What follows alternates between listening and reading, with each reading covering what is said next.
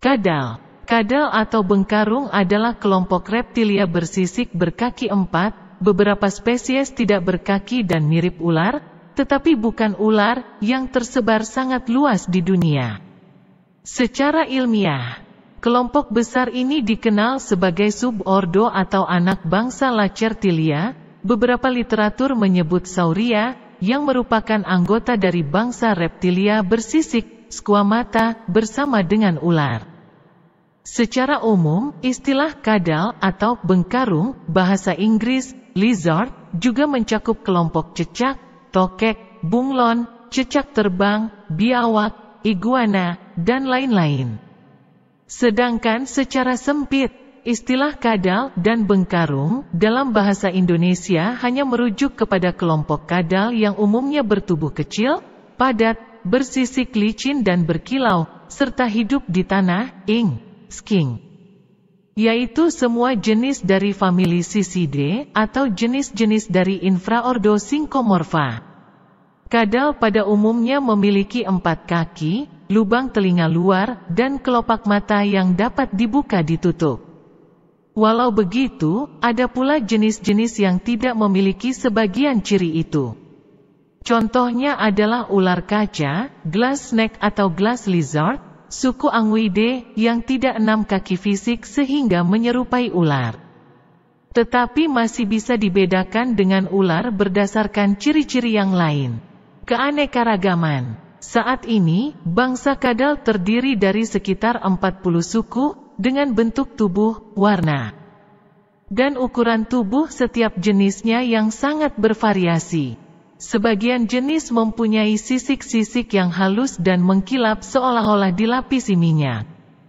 Tetapi sebenarnya sisik-sisik itu kering karena kadal tidak memiliki pori di kulitnya untuk mengeluarkan keringat atau minyak. Beberapa jenis kadal seperti cecak dan tokek memiliki setae khusus di telapak kaki yang berfungsi sebagai perekat saat memanjat pohon atau dinding. Sebagian besar spesies kadal memiliki tungkai, namun ada beberapa golongan kadal yang tidak memiliki tungkai dan bentuk tubuhnya menyerupai ular. Kadal-kadal ini disebut kadal tanpa kaki. Contohnya Anguis fragilis, yang memiliki tubuh yang panjang dan tanpa tungkai.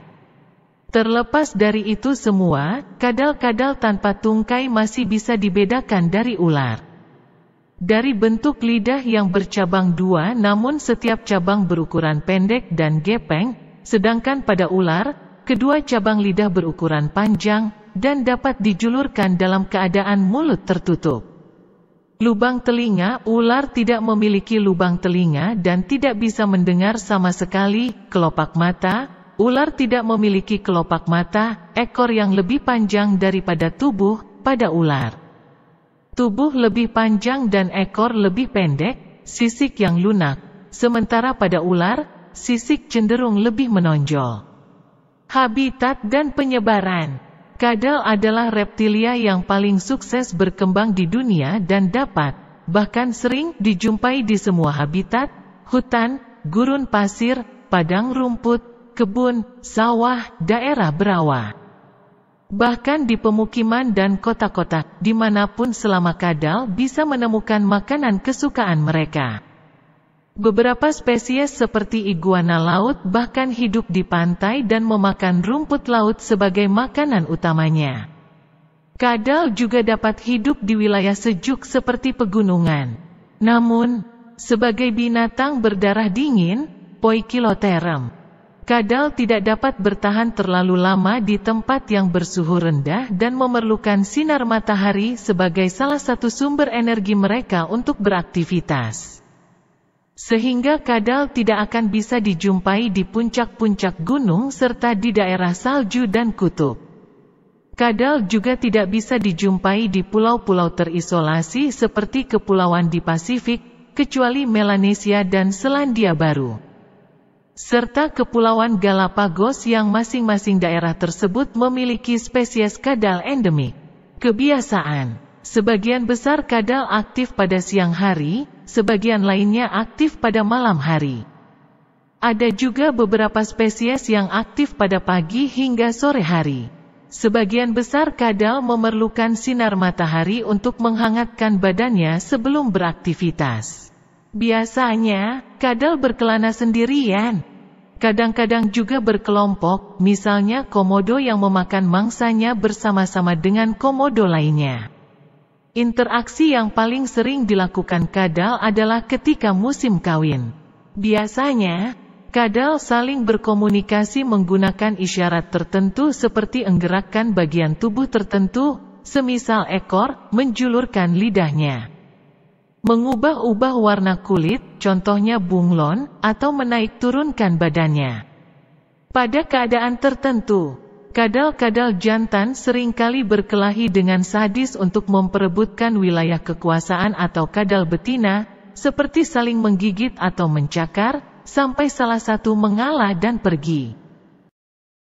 Jika ada hewan atau manusia yang mengganggu, kadal biasanya memilih pergi menjauh. Namun, jika sudah tidak mampu melarikan diri, kadal akan membela diri dengan berbagai cara. Misalnya, mengeluarkan suara yang nyaring atau menggigit bagian tubuh pengganggunya. Beberapa jenis kadal seperti cecak dapat memutuskan ekornya, autotomi, sebagai alat pengalih perhatian pengganggu. Selanjutnya kadal tersebut akan melarikan diri secepat mungkin dan bersembunyi.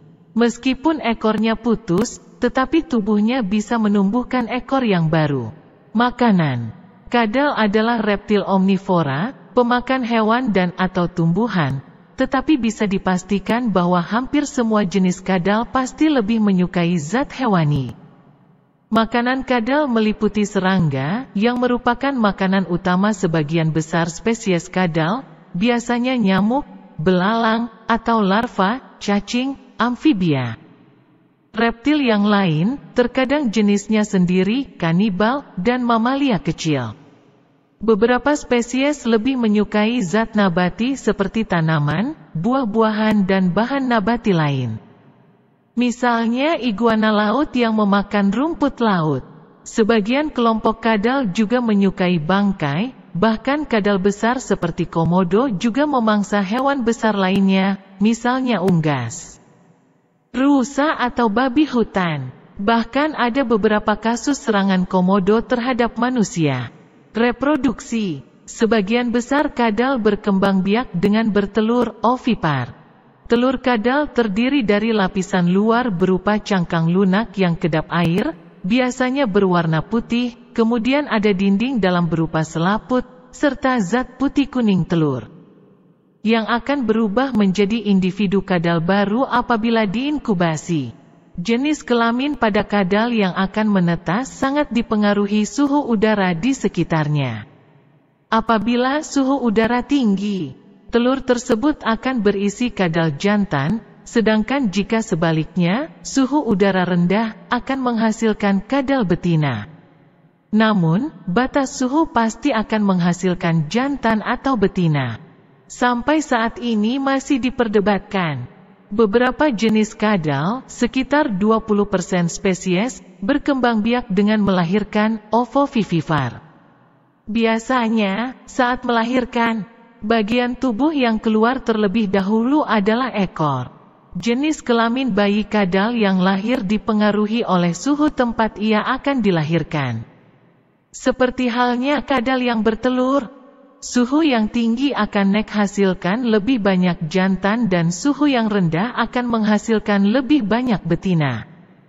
Beberapa jenis kadal bahkan dapat berkembang biak tanpa perkawinan sama sekali, partenogenesis.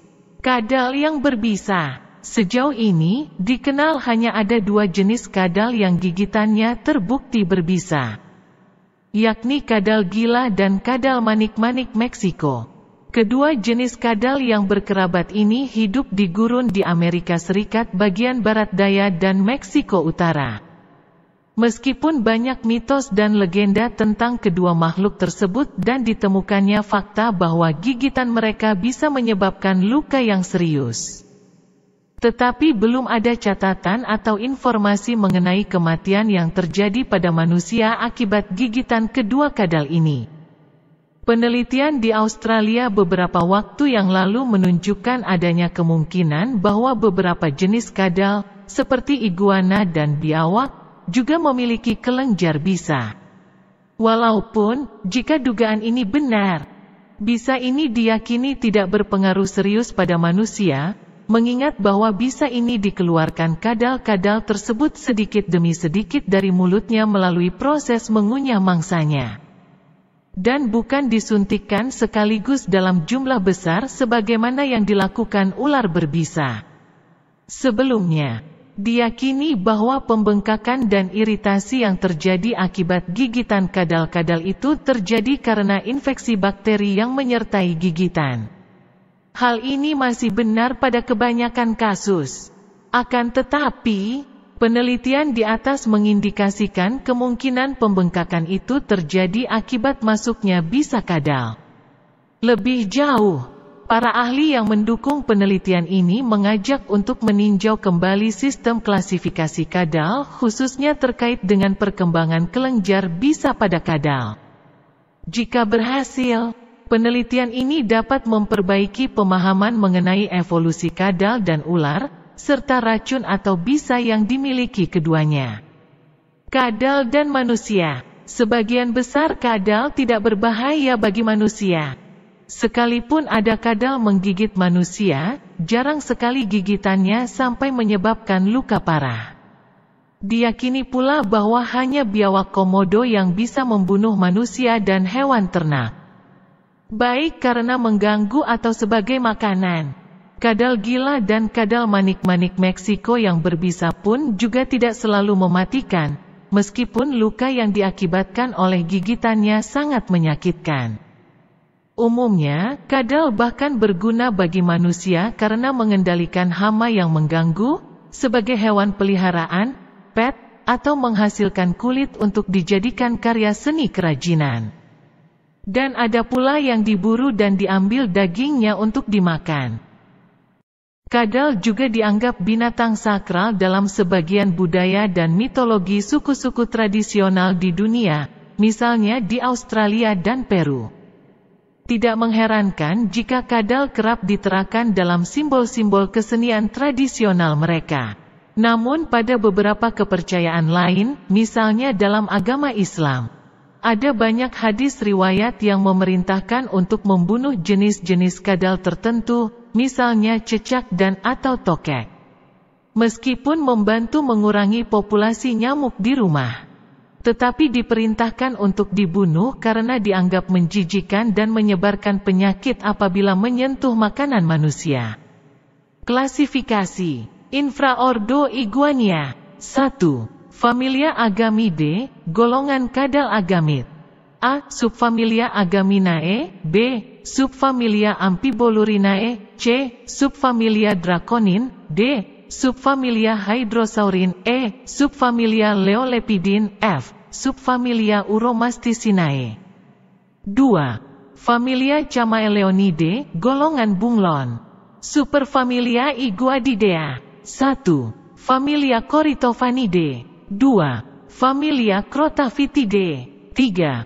Familia Dactyloidae. 4. Familia Hoplocercidae. 5. Familia Iguanidae, golongan iguana. 6. Familia Leiocephalidae. 7. Familia Leiosauridae. 8. Familia Liolaemidae. 9. Familia Opluridae. 10. Familia Phrynosomatidae. 11. Familia Polychrotidae. 12. Familia Tropiduridae. Infraordo Geckota. 1. Familia Geckonidae, golongan cecak dan tokek.